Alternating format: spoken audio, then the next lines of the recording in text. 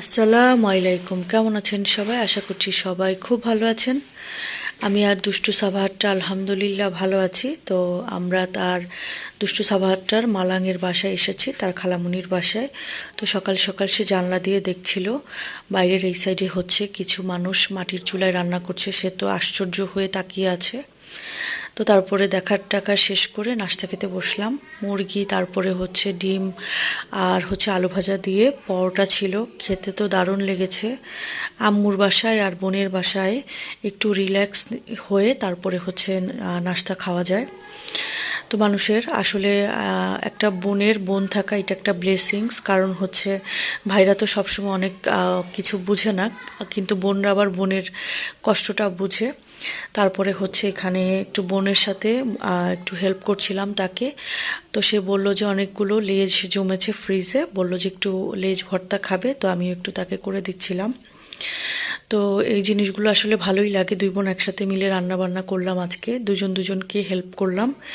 তো লেজ ভর্তাটা দারুণ মজা হয়েছে খেতে, গরম ভাতের সাথে তো সেই লেগেছিল।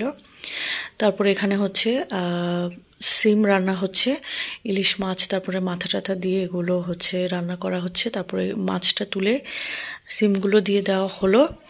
তারপরে এই সিমগুলো হচ্ছে খুবই সুন্দর, একদম ভেতরে বড় বড় হচ্ছে সিমের বিচি হয়েছে। তো সেগুলো হচ্ছে খেতে কিন্তু ভালোই লাগে। এরপরে মাছগুলো দিয়ে হলো, এরপরে দিয়ে দেওয়া হলো। এরপরে হচ্ছে একটু টমেটো ছিটিয়ে, তারপরে একটু সাথে ধনিয়া পাতা দিয়ে তারপরে নামিয়ে ফেলা হলো। খেতে কিন্তু এই আইটেমটা খুবই মজা হয়েছে। আবার বোন পাশে হচ্ছে গরুর মাংস ভুনা করেছিল, এটাও অনেক মজা হয়েছে। অনেক সময় দেখা যায় না, নিজের রান্না খেতে খেতে বিরক্ত হয়ে যায়, তারপরে দেখা যায় যে একটু অন্যের রান্না খেলে সেটা হচ্ছে একটা থেরাপির মতো কাজ করে। তো সেরকম আজকে মনে হলো আর কি, অনেকদিন নিজে রান্না খেয়ে দিয়ে এরপরে আজকে বোনের রান্না খেয়ে একটু ভালোই লাগলো।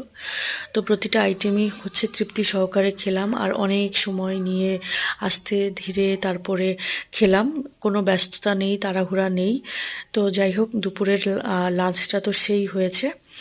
আর এদিকে হচ্ছে সন্ধ্যার পরে আমি একটু মাগরিবের পরে তসবি পড়ছিলাম। এই যে তাসরি বেবিটা এসে ঘুম ভেঙেছে, তারপরে সে হচ্ছে এসে পাশে বসেছে।